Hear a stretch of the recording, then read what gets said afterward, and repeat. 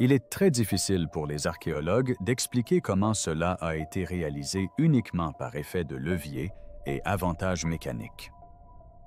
Lorsque Graham Hancock pénétra au cœur des carrières de granit d'Égypte, ce qu'il vit contredit le récit que l'on nous a transmis pendant des siècles. Cette pierre n'était pas simplement taillée, elle semblait usinée. Les rainures étaient courbes précises et profondes, comme creusées par une perceuse tournant plus vite que n'importe quel outil manuel. Pendant des années, les experts ont qualifié ces entailles de primitives. Mais Hancock savait qu'il en était autrement. Il entreprit de prouver que ces pierres portaient les traces d'une technologie oubliée, susceptible de bouleverser tout ce que nous croyons savoir sur l'Égypte antique.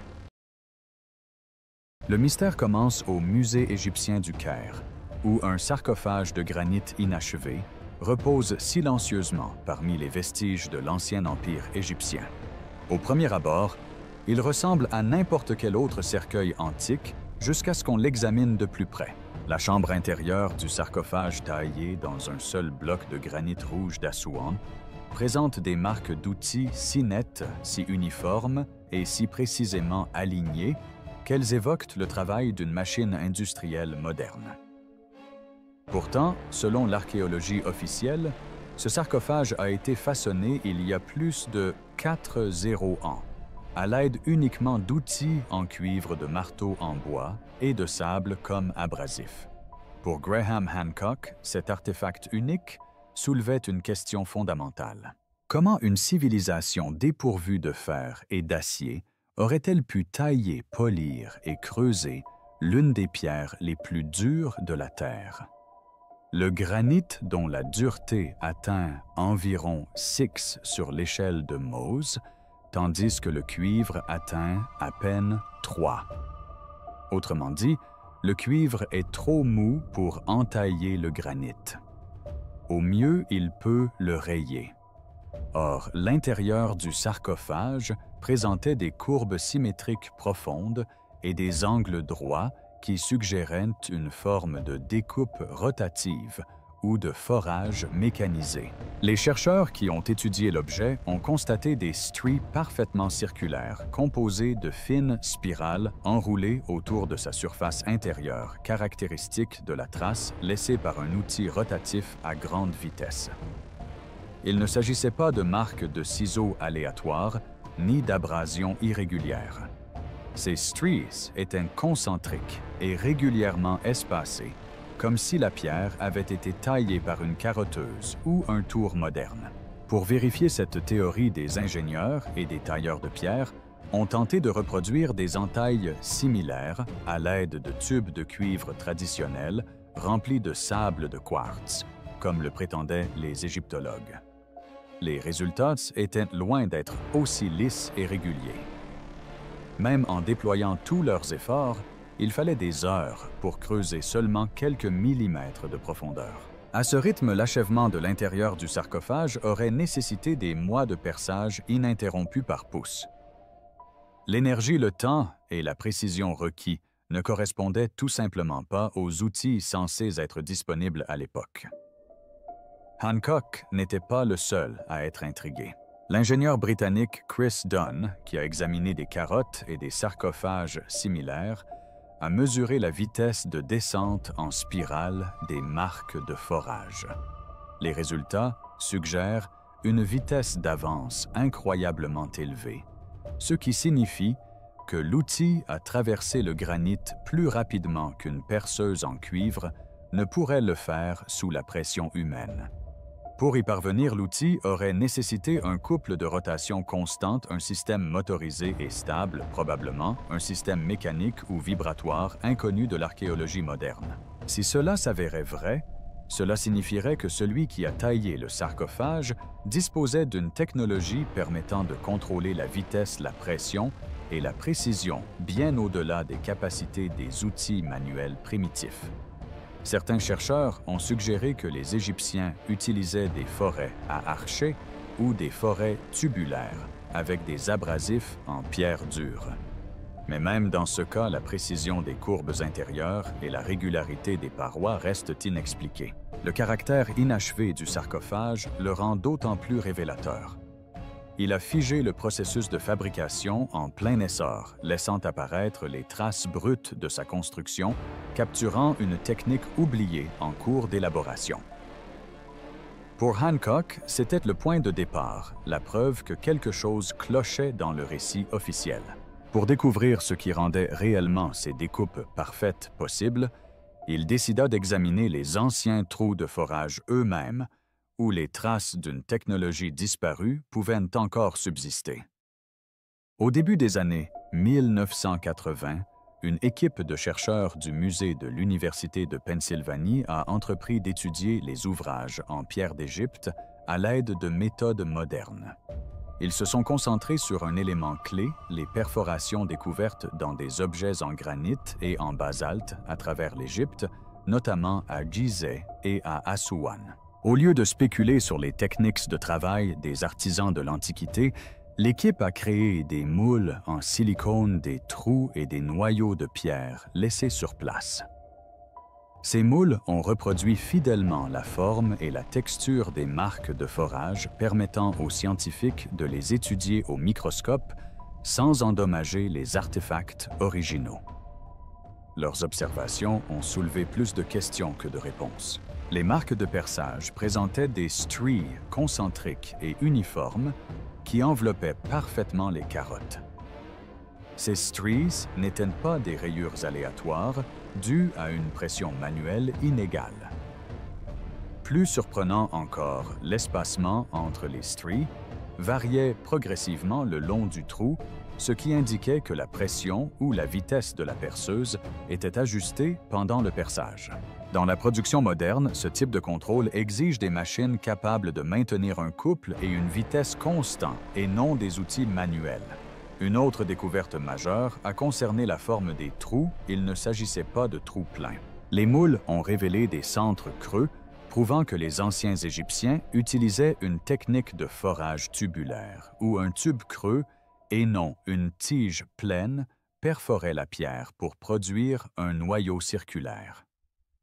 Le forage tubulaire est une technique courante en ingénierie moderne, mais historiquement, elle n'aurait été inventée qu'au XIXe siècle. L'idée que les Égyptiens aient pu réaliser cette technique il y a plus de 400 ans a bouleversé toutes les connaissances des archéologues sur les technologies anciennes. Lorsque les scientifiques ont calculé la vitesse de coupe à partir des rainures en spirale, ils ont été stupéfaits. Les données ont montré que la mèche avançait d'environ 0. 1 pouce par tour. Autrement dit, à chaque tour, elle enfonçait un dixième de pouce dans le granit massif. À titre de comparaison, même avec les forêts à pointe diamantée actuelles, il s'agit d'une vitesse de coupe considérable. Les outils en cuivre, quelle que soit la quantité de sable ajoutée comme abrasif, ne peuvent atteindre cette vitesse sans se déformer ou fondre sous la pression. L'analyse microscopique a également révélé que les stries étaient trop précises pour avoir été réalisées par la seule pression de la main. Les rainures présentaient un rythme régulier, ce qui indique que la perceuse n'a pas oscillé, ni ralenti, une caractéristique qui ne pourrait s'expliquer que par une source d'énergie constante, comme un mécanisme à contrepoids ou un dispositif rotatif. Il ne s'agissait pas d'expériences aléatoires. Le même motif est apparu dans différentes carottes prélevées sur plusieurs sites, suggérant une technique standardisée plutôt qu'une méthode empirique isolée. Au fil des ans, plusieurs expériences ont tenté de reproduire ces résultats à l'aide de tubes de cuivre et de sable de quartz. Aucune n'a permis d'égaler la précision ni la vitesse de coupe observée sur les carottes anciennes. Même avec des répliques modernes, les chercheurs ne parvenaient qu'à rayer la surface du granit après des heures de travail, laissant des rainures rugueuses et irrégulières. Les exemples anciens, en revanche, présentaient des parois nettes et lisses avec des spirales régulières du début à la fin. Cette confusion et l'impossibilité de reproduire les résultats ont incité scientifiques et chercheurs indépendants à examiner de plus près la pièce manquante du puzzle, les outils eux-mêmes. Au fil des ans, les archéologues ont mis au jour plusieurs exemples d'outils de forage et de sculpture de l'Égypte antique. Les objets les plus fréquemment découverts sont des forêts tubulaires en cuivre, des archets à archets, des pilons en dolérite et des blocs de grès abrasifs. Il s'agissait des outils officiels utilisés vraisemblablement durant l'Ancien et le Nouvel Empire égyptien pour tailler le granit, le quartzite et le basalte des roches parmi les plus durs au monde. Cependant, testés dans des conditions contrôlées, ces outils ne permettent pas d'obtenir une précision comparable à celle des artefacts antiques. Pour expliquer ce phénomène, certains chercheurs ont suggéré que les Égyptiens utilisaient des matériaux abrasifs tels que l'émérie, le corindon, le quartz concassé ou des bousses de grès en combinaison avec leurs forêts en cuivre. Ces particules abrasives mélangées à de l'eau pouvaient théoriquement polir la surface de la pierre, tandis que le cuivre servait de guide souple. Cette méthode produit effectivement des marques d'usure similaires à celles observées sur certains objets en calcaire et en pierre plus tendre. Cependant, le granit et le basalte sont beaucoup plus durs. Les abrasifs s'émousseraient rapidement et le cuivre se déformerait sous la pression bien avant de permettre des coupes profondes et nettes. Certains archéologues pensent que les Égyptiens auraient pu aller plus loin en incrustant des grains de minéraux durs directement dans les bords des forêts, créant ainsi une sorte d'outil composite. Cela impliquerait de presser ou de fixer de petits cristaux de quartz ou de corindon dans un tube de cuivre ou de bois pour obtenir une ébauche de forêt à pointe diamantée. Cependant, à ce jour, aucun artefact ne vient étayer cette hypothèse. On ne trouve aucun forêt contenant des abrasifs dans les collections muséales ni dans les archives de fouilles. Les preuves de l'existence de tels outils sont purement indirectes, provenant des rainures microscopiques présentes à la surface des pierres. Graham Hancock, cependant, considère cette absence comme inhabituelle. Il soutient que si les Égyptiens utilisaient réellement des outils en cuivre pour des travaux d'une telle ampleur, quelques exemplaires brisés auraient dû subsister notamment compte tenu du nombre important de sites granitiques. La plupart des forêts découvertes sont en réalité petits et semblent adaptés uniquement à la pierre tendre ou au bois. Hancock suggère que les matériaux utilisés pour ces forêts étaient peut-être recyclés ou fabriqués à partir de matières organiques qui n'ont pas résisté au temps, comme des tiges de bois dur recouvertes de boue minérale ou des tubes de pierre renforcés par des liants inconnus. Une autre théorie porte sur les mécanismes du processus. Certains ingénieurs soulignent que pour atteindre la profondeur et la précision observées dans les forages anciens, le mouvement de forage devait être stable et continu. Ceci aurait pu être réalisé grâce à des systèmes de forage lestés où un poids fixe exerçait une pression vers le bas sur le foret pendant sa rotation continue, un dispositif similaire au premier tour. Ce système permettait de maintenir une pression constante et d'atteindre des profondeurs plus importantes dans le granit. Bien qu'aucun tour égyptien antique n'ait été découvert, des représentations artistiques provenant de tombes montrent des artisans utilisant des cordes, des poulies et des arcs pour faire tourner des outils, ce qui laisse supposer que ces principes étaient maîtrisés. Cependant, aucune expérience réalisée à partir de ces reconstitutions n'a permis d'égaler la qualité exacte des nucléus antiques. Les répliques modernes s'en approchent, mais présentent encore des stries irrégulières et des diamètres de trous inégaux. Cette lacune continue de déconcerter les experts et alimente l'hypothèse de Hancock, selon laquelle les artisans égyptiens auraient hérité ou redécouvert des techniques issues d'une tradition technologique disparue. Mais pour évaluer le degré de sophistication de cette technique mystérieuse, il est indispensable d'examiner où ces méthodes de forage ont été appliquées, notamment sur les monuments les plus résistants et les sites les plus sacrés d'Égypte. Les secrets enfouis dans les carrières d'Assouan, les preuves matérielles les plus directes des techniques de taille de pierre de l'Égypte antique se trouvent dans les carrières de granit d'Assouan-Ville, située près de la frontière actuelle du Soudan. Cette région a fourni la majeure partie du granit utilisé pour les temples, obélisques et statues d'Égypte, y compris certaines des plus grandes pièces jamais réalisées dans le monde antique. La plus célèbre d'entre elles est l'obélisque inachevé, un monument colossal encore partiellement enchâssé dans la carrière. Les archéologues pensent qu'il a été commandé par la reine Hatshepsut vers 1478 avant J.C. S'il avait été achevé, il aurait culminé à environ 42 mètres, soit près de 137 pieds, et pesé près de 200 tonnes, soit un tiers de plus que tout autre obélisque jamais érigé en Égypte. Cependant, la pierre s'est fissurée durant la construction, obligeant les ouvriers à l'abandonner. Il en résulte un témoignage quasi parfait du processus d'extraction figé dans le temps. Les parois et le fond de la tranchée entourant l'obélisque sont couverts de rainures parallèles et de sillons courbes et lisses. Ces marques ne sont pas aléatoires. Elles s'étendent dans des directions nettes et régulières, comme si elles avaient été sculptées par un outil précis plutôt que par un martelage chaotique. Les archéologues attribuent généralement ces marques à des boulets de dolérite, des pierres rondes, taillées dans une roche volcanique tout aussi dure utilisée pour tailler la surface du granit. Plus de 30 boulets de ce type ont été découverts sur le site d'Assouan, ce qui corrobore cette théorie. Cependant, un examen plus approfondi des preuves soulève des problèmes. La tranchée exiguë de l'obélisque inachevé rend presque impossible l'utilisation efficace des outils et les coups répétés risquent fort de briser les marteaux de pierre.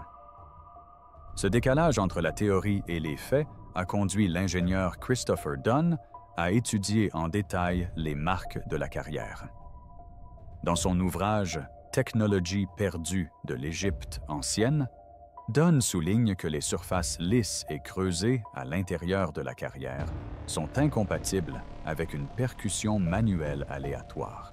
Elles ressemblent plutôt à des marques d'abrasion mécanique semblables à celles produites par une meule à tronçonner moderne ou une meuleuse à grande vitesse. Certaines rainures s'incurvent même sous le corps de l'obélisque, formant des contre-dépouilles impossibles à réaliser avec des pierres apilées. Dunn en a conclu que les surfaces de la carrière présentent des signes d'une force directionnelle contrôlée, impliquant probablement un mouvement de rotation ou de vibration. Il a fait remarquer que même avec les outils actuels, la réalisation de ces rainures courbes précises exigerait un équipement capable d'une rotation angulaire contrôlée et d'un couple stable. Graham Hancock partage cet avis, suggérant que ces marques pourraient représenter une technique avancée ou du moins oubliée, utilisée par des artisans de l'Antiquité bien plus compétents techniquement que ne le supposent généralement les historiens. Les égyptologues restent prudents et privilégient l'explication selon laquelle le martelage répétitif et l'abrasion par le sable auraient pu créer ces motifs au fil du temps. Pourtant, même parmi les chercheurs reconnus, le site d'Assouan soulève des questions complexes. Pourquoi les rainures sont-elles si uniformes? Pourquoi certaines surfaces sont-elles lisses plutôt que creusées? Et comment les ouvriers ont-ils pu tailler avec précision une pierre de 200 tonnes à l'aide d'outils manuels uniquement? Ces incohérences sont ce que Hancock appelle les empreintes d'une technologie disparue. Pour lui, la carrière ne témoigne pas seulement du savoir-faire des Égyptiens. Cela montre qu'ils perpétuaient un système de connaissances préexistant. Cette théorie s'est renforcée lorsque des marques de découpe et d'outils d'une précision similaire ont commencé à apparaître non seulement à Assouan, mais aussi dans tous les temples et pyramides d'Égypte, de Gizeh à Luxor. La théorie de Hancock sur une technologie oubliée, un sujet d'actualité. L'argument principal de Graham Hancock concernant le mystérieux travail du granit en Égypte repose sur une affirmation simple mais audacieuse. La précision de la taille de la pierre dans l'Égypte antique ne serait pas né en Égypte. Il pense qu'il s'agit d'un savoir-faire hérité d'une civilisation avancée antérieure ayant existé avant la fin de la dernière période glaciaire, il y a environ 12,0 ans. Selon Hancock, cette culture inconnue a développé des techniques d'ingénierie sophistiquées qui ont ensuite été transmises par les survivants, lesquels ont contribué à la reconstruction de civilisations anciennes comme l'Égypte, la Mésopotamie et la vallée de l'Indus. Pour lui, les Égyptiens n'étaient pas les inventeurs de la taille de pierre de précision, mais les héritiers d'un système de savoir-faire et de méthodes dont les origines s'étaient perdues dans la nuit des temps. Hancock citait des preuves matérielles qui, selon lui, étayent cette théorie. Sur plusieurs sites antiques, non seulement en Égypte, mais aussi en Amérique du Sud et en Inde, on observe des empreintes d'outils similaires que les chercheurs modernes peinent à expliquer.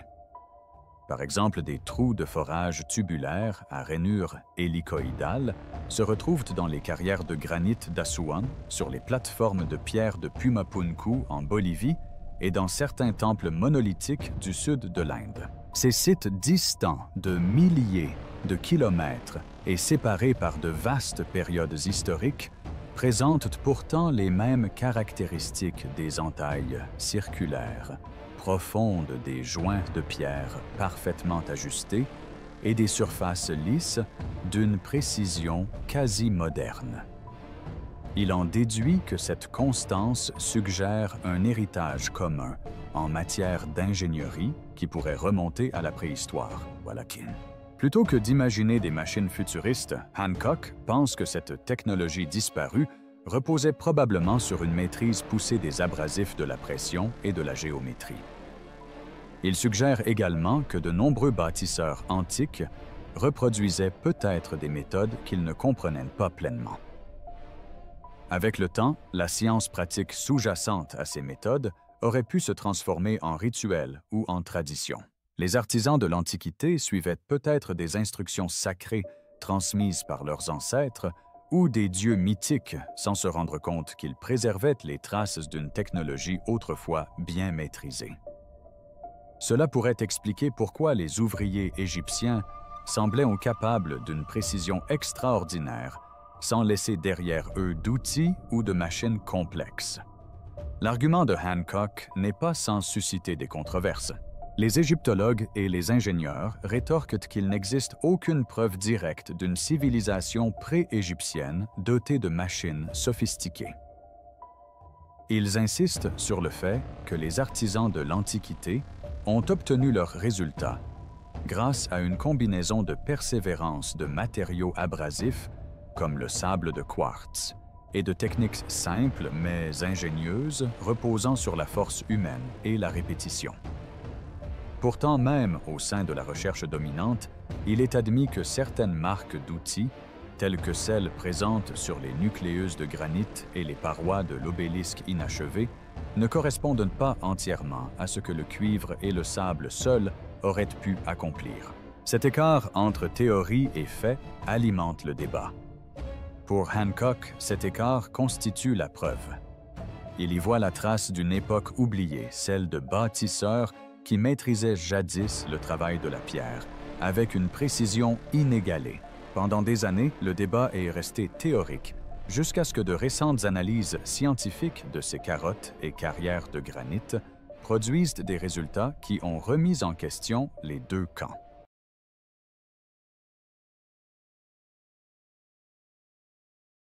La pierre sacrée de Saqqara, le Serapeum, en est la preuve.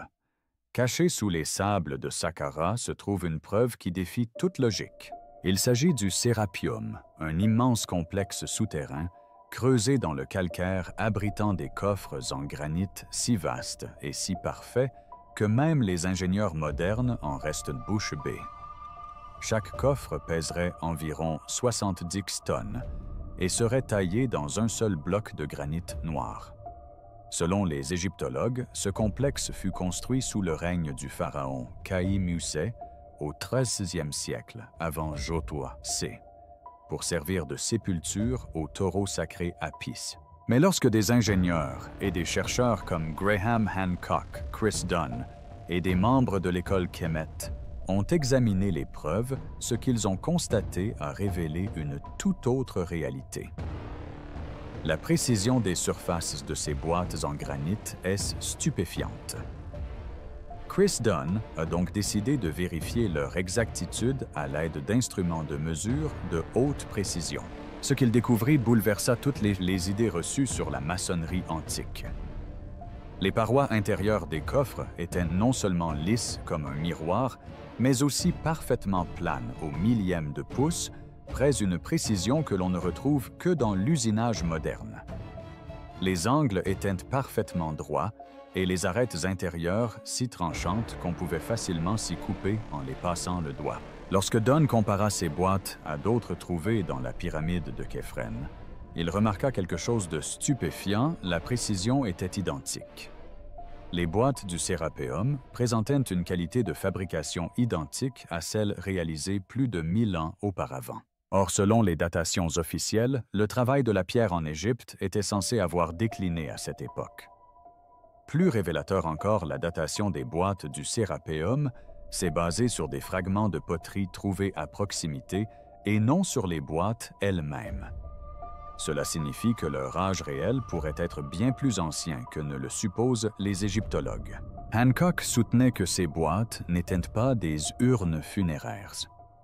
Leur finition, leur symétrie et leur géométrie suggèrent qu'elles servaient à un autre usage, peut-être technologique ou énergétique. Ces boîtes semblent avoir été conçues par des ingénieurs plutôt que par des artisans, comme si leur constructeur avait suivi des plans plutôt que leur intuition artistique.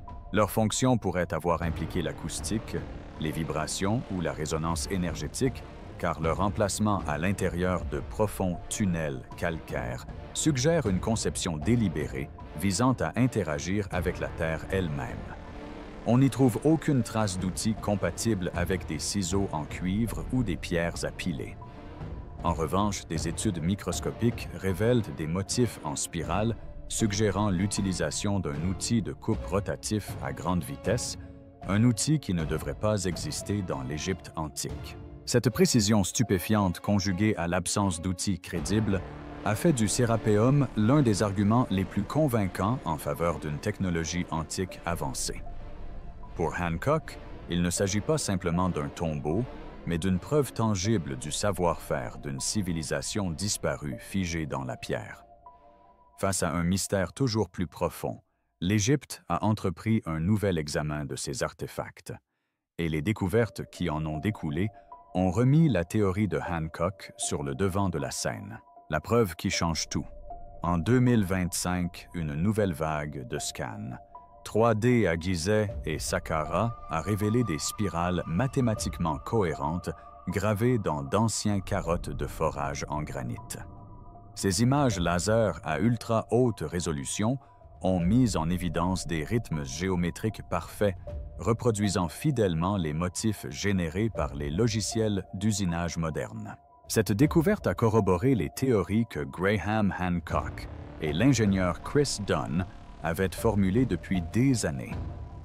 L'analyse antérieure par Dunn des carottes de forage de pétri avait déjà révélé une vitesse d'avance étonnante de 0,100 pouces par tour, soit une efficacité de coupe 500 fois supérieure à celle des forêts diamantées modernes. Or, les outils anciens ne pouvaient pas tourner aussi vite que les équipements actuels. Lorsqu'il retourna aux tranchées entourant l'obélisque inachevé d'Aswan-Dunn, observa des motifs similaires. Les stries horizontales sur les parois de granit portaient les traces de mouvements réguliers, alternant phases d'avance et de pause laissées par le retrait d'un outil de coupe pour dégager les déchets avant de reprendre son travail. Il s'agissait manifestement d'un travail systématique et méthodique et non du travail aléatoire de pilonneurs manuels. Quel outil aurait donc permis un tel résultat si le martelage manuel et les forêts en cuivre ne suffisent pas à expliquer ces résultats, et si les anciens Égyptiens ne disposaient pas d'outils en fer ou en diamant, la question se pose qui a réalisé cela. Et quand Hancock suggère que ces techniques de taille de pierre pourrait provenir d'une civilisation ancienne, aujourd'hui disparue, qui possédait des connaissances avancées en matière d'énergie et de vibration. D'autres anomalies longtemps ignorées par l'archéologie traditionnelle viennent étayer cette hypothèse. L'étrange objet découvert dans le tombeau du prince Sabu à Saqqara, taillé dans du schiste friable, ressemblait davantage à une pale de turbine futuriste ou à un rotor mécanique qu'à un bol décoratif. Sa forme aérodynamique et symétrique, avec ses ailettes incurvées, s'enroulant en spirale autour d'un moyeu central, demeurait inexplicable. Même Emery, l'archéologue qui l'a découverte, reconnaissait que sa fonction restait un mystère complet. À ce jour, personne n'a expliqué comment un tel objet aurait pu être sculpté dans du schiste fragile sans se briser, à moins d'avoir utilisé des outils ou des moules sophistiqués. De plus d'immenses trous de forage dans des parois plus fines que ce que les forêts modernes peuvent percer sans les déformer ont été observés. Il ne s'agit pas du fruit du hasard ou d'une curiosité artistique, mais bien des traces d'un procédé technologique disparu. Si certains sceptiques avancent que les artisans de l'Antiquité possédaient simplement une patience et une habileté extraordinaires, les expériences de 2025 ont prouvé le contraire. Même avec des répliques modernes, l'explication traditionnelle ne tient pas.